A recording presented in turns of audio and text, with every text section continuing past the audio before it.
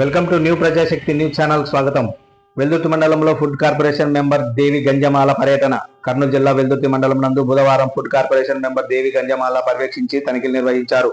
ఈ సందర్భంగా జ్యోతిరావు పూలే బీసీ గురుకుల పాఠశాలను తనిఖీ నిర్వహించారు. ఫుడ్ సెక్షన్ ఎలా ఉందో స్వయంగా పరిశీలించి టేస్ట్ నిర్వహించారు. అదేవిధంగా విద్యార్థినులకు మెను ఏ విధమైన నిర్వహిస్తున్నారో విద్యార్థులతో అడిగి తెలుసుకున్నారు. మెను పాటించకుండా ఇష్టరాజ్యంగా వ్యవహరిస్తే కఠిన చర్యలు తప్పవని ప్రిన్సిపల్ హెచ్చరించారు.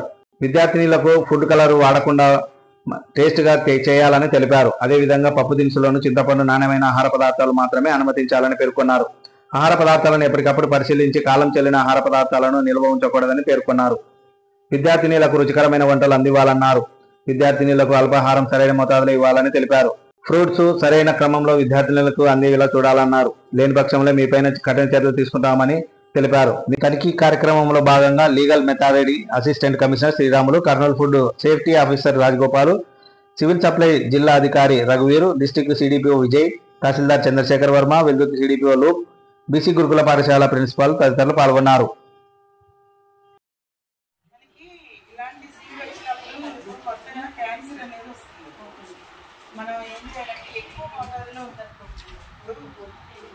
మన ఇంట్లో కేజీ పావు కేజీ అర కేజీ వాడతాం, కొంచెం పడేస్తాం.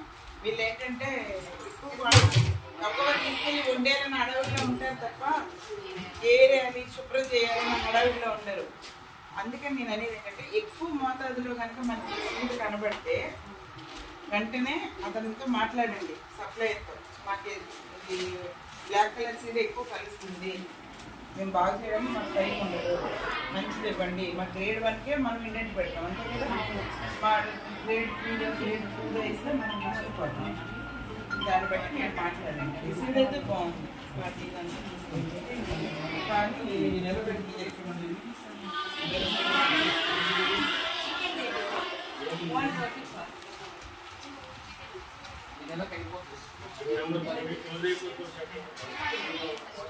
ఎన్ని ప్యాకెట్స్ ఉన్నాయండి?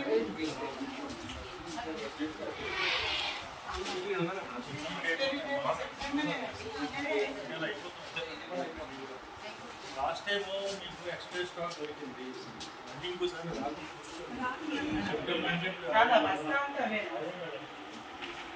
వాళ్ళకి రిటర్న్ చేసేమని చెప్పారు. ఇప్పుడు చేసేయండి. మీకు ఇంకేంటి ఎప్పుడు వచ్చింది?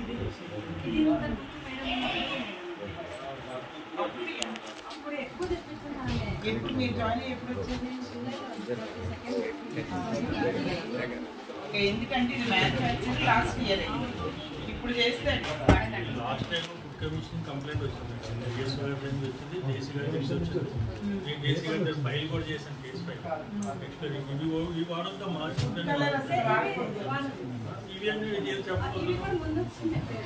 అంటే మీరు క్యాసినల్లో వాడుతున్నారని నేను ఒక హాస్పిటల్లో చెప్పారు. స్వీట్లు ఇది చేస్తారు కదా, దాంట్లో వాడదు. ఫుడ్ కలర్ అయితే మనం నెంబర్తో అయిపోతుంది. మీరు అయిపోయింది, ఇంక మీకు అయిపోయింది. అది ఉంది నవంబర్కి అయిపోతాయి.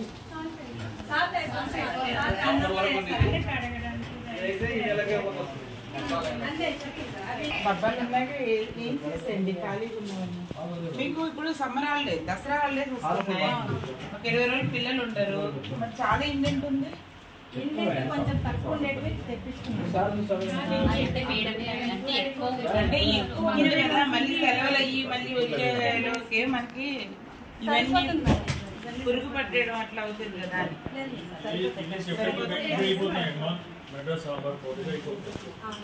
సాంబారు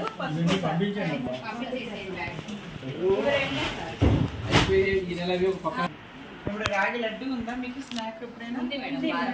ఒక రోజు ఉంది. రాగి జావ ఉందా? రోజునా? రాగి జావ ఎప్పుడు? రోజు ఈవినింగ్ పాలు కలుపుతారా?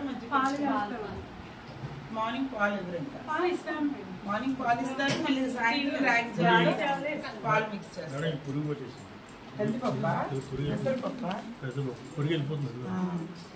ఇది పొడి కూడా రాలుతుందమ్మా, స్టార్ట్ అయింది. బాగుంది.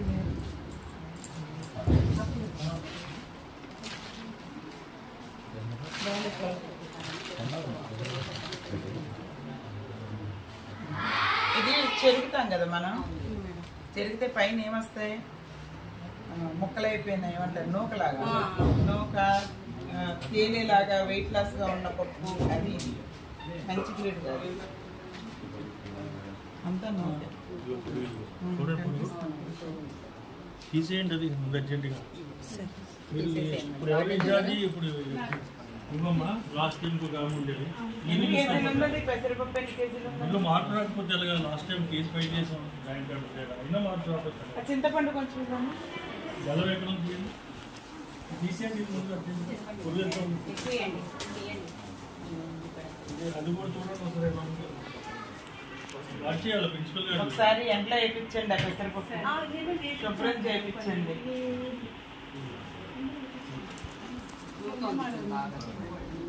బెల్లం ఎక్కడ ఉందమ్మా? తీసినట్టు మీరు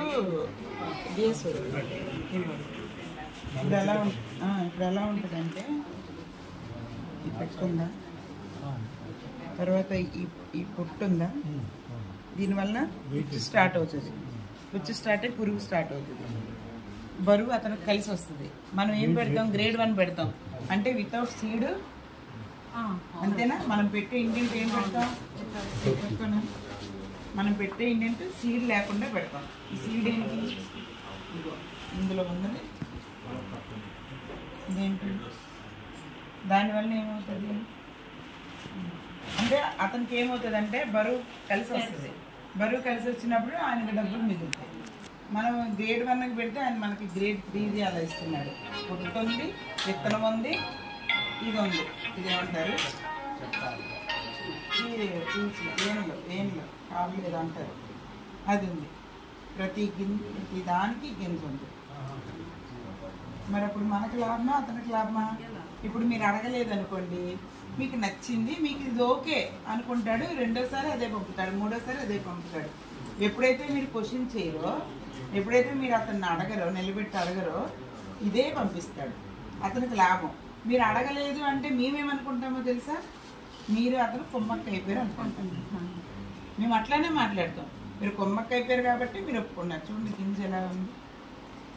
మరి ఇంకేమండి మనం చేసే డ్యూటీ ఇదే. చదువు చెప్పుకునే వాళ్ళు చదువు చెప్పుకుంటూ ఉంటారు టీచర్లు. మనం చేసేది ఇక్కడ సెక్షన్ ఇన్ఛార్జ్ ఎవరు ఉన్నారో, ఇది ఎవరు తీస్తున్నారు, ఎవరు బయటికి వంట వాళ్ళకి ఇస్తున్నారో, అది వాళ్ళ డ్యూటీ. ఇది ఖచ్చితంగా మనకు బాగోకపోతే క్వశ్చన్ చేయాలి, బ్యాక్ ఇచ్చేయాలి. ఇచ్చేస్తే అతను ఏం చేస్తాడంటే, బాబు వీళ్ళేంట్రా బాబు ఎన్నిసార్లు ఇచ్చినా మళ్ళీ వెనక్కి ఇచ్చేస్తున్నారని మూడోసారి మంచి ఇచ్చేస్తాడు. నేను తీసాను, ఇక ఇప్పుడు కూడా తీయలేదు, నేను తీసిన కొంచెంలో ఇది పంపిస్తాను. మనం ఎందుకు రాజీ పడాలి? మనం కాదు, మీ డబ్బు మనం ఇస్తున్నామా, మా డబ్బు మనం ఇస్తున్నామా? ప్రభుత్వం డబ్బు కదా. మరి అంత గ్రేడ్ 1కి మనం బిల్లు వేస్తున్నాం. మనం తీసుకునేది గ్రేడ్ 3 అయితే ఎవరిని పెంచుతున్నాం? మనం ఎవరిని పెద్దవాళ్ళు చేస్తున్నాం? ఆ సప్లైని పెద్దవాళ్ళు చేస్తున్నాం. మన పిల్లలకి అన్యాయం చేస్తున్నాం. ఆ పిల్లలకి న్యాయం చేయడానికి కదా మనల్ని అపాయింట్ చేస్తుంది. ఈ కలర్ బెల్లం అసలు మీకు ఇది ఎట్లా వస్తుంది? ఏంటంటే మీరు పెడితే సప్లైయరే పంపిస్తారా? మరి అప్పుడు మీరు అడిగారా ఎప్పుడైనా? ఈ బెల్లంలో ఏముంది? ఫుడ్ కలర్ కలిసింది, తెలిసిపోతుందా? యాక్చువల్గా బెల్లం పాకం తీసినప్పుడు ఏ కలర్ వస్తుంది? పసుపుగా వస్తుందా? పసుపుగా వస్తుందా? కొంచెం బ్రౌన్ కలర్, మెరూన్, అదే కొంచెం తిక్కుగా వేసరికి కలర్ మారుతుంది. ఇలా కనబడుతుంది అంటేనే ఇందులో కలర్ కలిసినట్టు. ప్లస్ గుల్లగా కూడా ఉంది. తేమ ఎక్కువ ఉంటుంది ఈ బెల్లానికి. తేమ ఎక్కువ ఉంటే ఏమవుతుందంటే అతనికి బరువు ఎక్కువ చూపిస్తుంది. దీనివల్ల ప్రయోజనం తక్కువ, అతనికి బరువు ఎక్కువ వస్తుంది. ఇప్పుడు 10 కేజీల దగ్గర ఇది 8 కేజీలు వేస్తే చాలు. 10 కేజీల డబ్బులు అతనికి బిల్ అవుతుంది, మనకి 8 కేజీల బెల్లమే వస్తుంది. బ్లాక్ కలర్ బెల్లం ఇందాక ఒక హాస్టల్లో చూసాం. ఇలాంటి గడ్డలే ఈ బెల్లం మాకు వద్దని చెప్పండి, వాడుతుంది. ఒకవేళ సప్లైకి మీ మాట వినకపోతే మేడం చెప్పండి, లేదంటే మార్చేస్తారు జేసీ గారికి చెప్పి. మీరు చేయవలసిన పని ఇది. మీరు చేయకపోతే అక్కడ పిల్లలకి నష్టం జరుగుతుంది. వండేసారా పెట్టేశారా కాదు, మనం వాడే ఇంగ్రీడియంట్స్ కూడా క్వాలిటీగా ఉన్నాయా లేదా, మా డ్యూటీ అది. ఆ క్వాలిటీ ప్లస్ పిల్లలకి పెట్టే క్వాంటిటీ, ఈ రెండు మిస్యూజ్ అవ్వకూడదు. అది మీరు ఇప్పుడు ఏదైనా స్టాక్ తీసుకున్నప్పుడు మ్యానుఫ్యాక్చరింగ్ డేట్ చూసుకోవాలి. ఖచ్చితంగా 6 months ఉందనుకోండి, మీరు లాస్ట్ 2 months తీసుకుంటే మీరు వాడే టైం మొత్తం ఇలాగా పెండింగ్ ఉండిపోతాయి. అదనమాట చూసుకోవాలి. ఇవన్నీ చాలా ఉన్నాయి. మిరియాలు ఒకసారి చెక్ చేద్దాం. అందులో బాగుంది మేడం. చిక్కీలు ఎక్కడ ఉన్నాయి? చిక్కీలు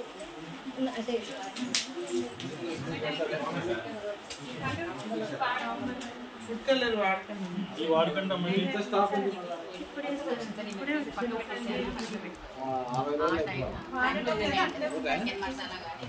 మీరు వాడట్లేదు, అక్కడ స్టాక్ రూమ్ లో పెట్టుకోకూడదు, డిస్పోజ్ చేసేయండి, లేదని బయట పంపించండి.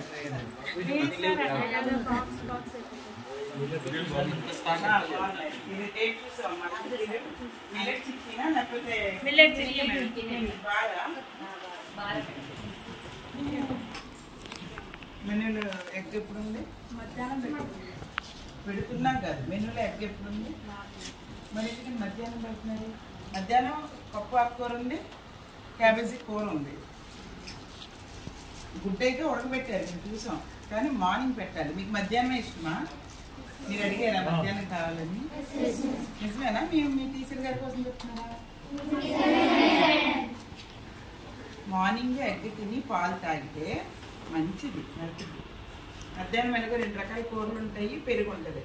అవునా? ఎగ్ అరగడానికి టైం పడుతుంది. పొద్దున్న తినేసారనుకో, మధ్యాహ్నం వరకు మళ్ళీ లంచ్ తినే వరకు ఖాళీయే కదా, ఈ లోపల అరుగుతుంది బాగా. లేకపోతే ఆకలి కడుపులో ఎలకలు పెరిగెత్తి చదువు మీద ఉండదు దృష్టి. దేని మీద ఉంటుంది? ఎప్పుడు బెల్ల కొడతారు, ఎప్పుడు అన్నం తింటాం, ఎప్పుడు బెల్ల కొడతారు, ఎప్పుడు అన్నం తింటాం అని పెరగడతారు. అదే ఎక్క తిన్నారనుకో కొంచెం హెవీగా ఉంటుంది, పొట్ట ఫుల్గా ఉంటుంది. మార్నింగ్ తినండి. నువ్వు కూర్చోమ్మా. నువ్వు మార్నింగ్ పాలు తాగావా? ఎన్ని పాలు ఇచ్చారు? ఎన్ని ఇస్తారు? ఈ గ్లాసు ఇంత గ్లాసా? నీళ్ళ ఉంటాయి అంటే పాలు బాగానే ఉంటాయా? అస్సలు వేస్తారా, బూస్ట్ వేస్తారా, బాగుంటుందా? నువ్వు రాగి జావ తాగావా నిన్న సాయంత్రం? నిన్న రాగి జావా, రాగి లడ్డా? నిన్న రాగి మాల్టేనా? రాగి లడ్డు కాదా? ఎప్పుడండి రాగి లడ్డు? రాగి లడ్డు ట్యూస్డేనే మేడం. వీళ్ళకి రాగి లడ్డు ఇష్టం లేదని రాగి జావానే అడిగాను మేడం, అదే చేస్తున్నాను. నాకు మళ్ళీ రిపీట్ ఆన్సర్లు అయ్యే వస్తాయి. వాళ్ళకి ఇష్టం లేదు. నిన్న రాగి లడ్డు ఎలా ఉందండి? రాగి మాల్ట్ రోజు తాగేదే. అడిగాను మేడం వచ్చాక, ఎందుకు లడ్డు పెట్టడం లేదంటే వీళ్ళ పిల్లలు ఇష్టపడలేదా, జావానే ఇష్టపడ్డారు, అదే కంటిన్యూ చేస్తున్నాను. ఒక్కసారి కూడా మీరు తినలేదా రాగి లడ్డు? నచ్చలేదా మీకు? బాగానే ఉంటుంది కదా. చక్కగా బెల్లం వేసి, రాగి పిండి వేసి, అంత ఇలాచీ పౌడర్ వేసి చేసుకుంటే చాలా బాగుంటుంది. జావకి లడ్డుకి మేడం ఇంగ్రీడియంట్స్ తేడా ఉంటాయి. ఇంగ్రీడియంట్స్ తేడా అంటే లావు అది బాగుంటుంది మేడం. లడ్డు అనేది బాగుంటుంది. లడ్డు మంచిది కూడానండి రాగి లడ్డు. రెండంటే ఎలర్జీ అలాంటి కొంచెం స్వీట్నెస్ కలుస్తుంది. టేస్ట్ ఉంటుంది, ప్రోటీన్స్ కూడా ఉంటాయి. జావాని అది వేరు, అది వేరు. అది వాటర్ పోసి కాసి చేస్తారు కాబట్టి రాగి మాల్ట్ మంచిది, ఆరోగ్యం మీకు. కానీ రాగి లడ్డు ఎప్పుడైనా వీక్లీ వన్సే కదా, తినండి, చేసి పెట్టండి. నేను ఎక్స్క్యూజ్ అయితే చేయను. లేదు మేడం, నేను కూడా అడిగాను మేడం. మీరు అడగడం కాదండి, మీరు వాళ్ళ ఒపీనియన్ తీసుకోవడం ఏంటండి? మీరు చెయ్యాలి, వాళ్ళు తినాలి. మీరు వాళ్ళని అడిగి వాళ్ళ ఒపీనియన్, వాళ్ళు రోజు చికెన్ కావాలంటారు, పెడతారా మీరు? నా కొడుకు రోజు చికెన్ ఉండమ్మా అంటారు, నేను పెడతాను. మీరు పెడతారు ఎంతమందికి? పెట్టలేంగా. వాళ్ళ కోరికలు మనం రీచ్ అవ్వలేం. బట్ మనం చేయాల్సింది మెనూ డీవియేట్ అవ్వకూడదు. మెనూ ఏది ఉంటే అది కంపల్సరీగా మనం పిల్లలకి పెట్టాల్సిందే. ఎందుకంటే కౌంట్ చేసి మెనూ తయారు చేసేది. ఈరోజు ఎంత ప్రోటీన్ వెళ్తుంది, ఎగ్ రూపంలో, పాల రూపంలో ఇంత వెళ్తుంది, లేకపోతే మధ్యాహ్నం కూరగాయల రూపంలో ఫైబర్ వెళ్తుంది, అన్నం రూపంలో కార్బోహైడ్రేట్ వెళ్తుంది, ఈవినింగ్ స్నాక్ రూపంలో ఇది వెళ్తుంది. అన్ని కౌంటబుల్గా చేశారు.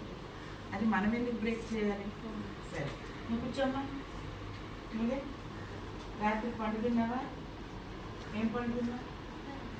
బనానా. కూర్చో. ఆదివారం తిన్నావు నువ్వు బనానా? ఆదివారం తిన్నావా? ఆదివారం బనానా ఇచ్చారా? మరి తిన్నానన్నా ఎక్కడ నుంచి తిన్నావు? కూర్చో. నువ్వు తిన్నావా ఆదివారం బనానా? ఇవ్వలేదుగా. కూర్చో. మెన్యూ చాట్ ఎక్కడుందండి? మీరు బయట ఉంది. ఒకళ్ళు ఎవరైనా చూడండి, రోజు బనానా ఉందా లేదా అని, రోజు ఒక పండు ఉందా లేదని చూడండి ఒకళ్ళు ఎవరైనా. అక్కడ వెళ్ళాలి. దూరం వెళ్ళాలా? ప్రతిరోజు ఒక పండు ఇవ్వాలి. అది అరటిపండు అన్నామని, జాంకాయ అన్నామని, బొప్పాసి మొక్క అన్నామని, పుచ్చి మొక్క అన్నామని, ఏదన్నామని. మీకు ఆదివారం ఎందుకు ఇవ్వలేదు? ఎన్ని ఆదివారాలు ఇవ్వలేదు? అలాగా ప్రతి ఆదివారం ఇవ్వరా పండు? శనివారం ఇస్తారా? ఫ్రైడే మిగతా రోజులన్నీ ఇస్తారు. ఆదివారం మాత్రం పండు ఇవ్వరు. ఆదివారం పాలు ఇస్తారా? పాలు లేదు, మెనూలో ఉండదు పాలు, కాబట్టి ఇవ్వరు. కానీ పండు మాత్రం ఉంటుంది. ఇవ్వాలి కదా, ఇవ్వలేదు. వంకాయ కూర బాగా గుర్తుందా? కూర బాగుంటుందా? ఆంటీ వాళ్ళు ఇంకా రెండోసారి అడిగితే పెడతారా? కసురుకుంటారా? చికెన్ ఎన్నిసార్లు తింటావు నువ్వు వారానికి? ఇదేనా? ఏమా తినకూడదా? అనుకోవచ్చు. మళ్ళీ పిల్లని అడిగాను, తింటావు చికెన్? ఎన్నిసార్లు తింటావు? 2 times పెడతారా? ఒకరోజు మధ్యాహ్నం, ఒకరోజు ఈవినింగా? రెండు సార్లు మధ్యాహ్నమేనా? 3 ముక్కలు వేస్తారా? 4 ముక్కలు వేస్తారా? 5 ముక్కలు? నేను అడుగుతాను, అంత కూర వేస్తారా? మరి ఎంత వేస్తారు? ఎన్ని ముక్కలు పడతాయి? ఎన్ని ముక్కలు వేస్తారు? తెలీదా? 3 or 4 వేస్తారు అనుకోవచ్చు. Very good. నువ్వు రోజు పెరుగు తింటావు మధ్యాహ్నం? పెరుగా మజ్జిగ? నిజంగా చెప్పు. మరి ఏమన్నా మీ చాట్లో పెరుగు ఉంది. మజ్జిగ ఎందుకు వేస్తున్నారు మీకు? పెరుగు వేయాలి కదా, రాత్రులు కదా మజ్జిగ, మధ్యాహ్నం పెరుగు కదా. సరే కూర్చో. ఇంకా ఇంకేమన్నా ఉన్నాయా మీకు? అన్నీ బాగానే పెడతారా? చట్నీలు అన్నీ బాగానే ఉంటాయా? వంట బాగుంది, తిన్నాను, బాగా చేశారు, టేస్ట్ బాగుంది. సరే తినండి. మీకు ఏదైనా పెట్టను ఏమన్నా ఇప్పుడు తెలిసినాయి కదా, చెప్పి వెళ్తాను, పెడతారు. రాగి లడ్డు మాత్రం కంపల్సరీగా తినండి. ప్రతి టిఫిన్ తినండి, సరేనా? జీలకర్ర రైస్లో రోజు కూర వండుతారా? ఈరోజే వండారా? కాదు, జీరా రైస్లో ఏదో కారం కూడా వేస్తారంట కదా. వెరీ గుడ్, చదువుకుంటా. మెనూ డీవియేట్ చేయొచ్చు అని మీకు ఏమైనా ఉందా పైనుంచి ఆర్డర్? మెనూ డీవియేట్ అవ్వకూడదు, ఉన్నది ఉన్నట్టు ఇవ్వాలనే ఉంది కదా, మీరు అది చేయలేదు. ఆల్మోస్ట్ 2 months కంప్లీట్ అవుతుంది. ప్రొవిజన్స్ ఎలా ఉన్నాయి? ఇచ్చే వాళ్ళకి ఎవరికి సెక్షన్ ఇన్ఛార్జ్, ఎవరికి స్టోర్ ఇన్ఛార్జ్, ఎవరికి ఇచ్చారు, వాళ్ళు చూసుకుంటున్నారా లేదా, ఆ సప్లయర్ మంచిగా ఇస్తున్నారా లేదా అని మీరు కొత్త అంటున్నారని నేనేం అనలేదు అంటే అనుకుంటే అయితే ఉండను, అయిపోద్ది మ్యాక్సిమం. బట్ ఏంటంటే పిల్లలు ఫుడ్ బాగుంది, వంట చేసే విధానం బాగుంది, పిల్లలు తింటున్నారనేది అర్థమైంది, కాబట్టి ఎక్స్క్యూజ్ చేసి వెళ్తున్నాం. వాళ్ళకి ఆదివారం పండుగ, మంగళవారం సాయంత్రం రాగి లడ్డు ఇవ్వాలి. మీరు పాలు ఎలా ఇస్తున్నారు? క్వాంటిటీ ఇంత గ్లాసులు చెప్పింది, ఎన్ని అంటే ఒక్కొక్కరికి వచ్చి 100 ml ఉంటుంది. 100 mlని బట్టి మీరు పెరుగుకి ఎంత వాడుతున్నారు, మజ్జిగకి ఎంత వాడుతున్నారు, పాలకి ఎంత వాడుతున్నారు, క్వాంటిటీ లెక్క తీసుకుని మీరు ఇవ్వాలి. మధ్యాహ్నం కంపల్సరీగా పెరిగే పెట్టాలి, సాయంత్రం మజ్జిగ ఇవ్వాలి. మీరు 2 పూట్ల మజ్జిగ ఇస్తానంటే నేను పండు ఆదివారం పెట్టినట్టే మీరు ఎక్కడ డీవియేట్ అయినా నేను ఎప్పుడు మళ్ళీ సడన్గా నా తరఫున ఎవరో ఒకరిని పంపిస్తాను. డిఎస్ఓ సారో, డిఎం గారో, లేకపోతే మీ మేడం, మా సేఫ్టీ ఆఫీసర్ గారు, లీగల్ మెటీరియల్ గారు, ఎవరో ఒకరు వస్తారు కంపల్సరీ. ఏదైనా డీవియేట్ అయితే మాత్రం ఈసారి మాత్రం నేను ఎంత దూరంగా ఉన్నా యాక్షన్ తీసుకుంటాను. కొంచెం జాగ్రత్తగా పర్చేస్ చేసి. అందరికీ నమస్కారం అండి. నా పేరు దేవి గంజిమాల.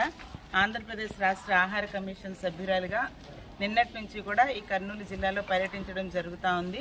మన సివిల్ సప్లై ఆఫీసర్ డిఎస్ఓ గారు రఘువీర్ గారు, డిఎం గారు ఆధ్వర్యంలో మా 5 లైన్ డిపార్ట్మెంట్స్, ఎడ్యుకేషన్ డిపార్ట్మెంట్, అలాగే మెడికల్ అండ్ హెల్త్ డిపార్ట్మెంట్, అట్లనే ఐసిడిఎస్ డిపార్ట్మెంట్, అట్లనే మా బీసీ వెల్ఫేర్ హాస్టల్స్, రెసిడెన్షియల్ హాస్టల్స్కు, కస్తూరిబా హాస్టల్స్ సంబంధించిన డీడీలతో మేము మా ఫుడ్ సేఫ్టీ ఆఫీసర్ గారు, లీగల్ మెట్రాలజీ ఆఫీసర్స్తో మేము విజిట్స్ చేయటం జరుగుతూ ఉంది.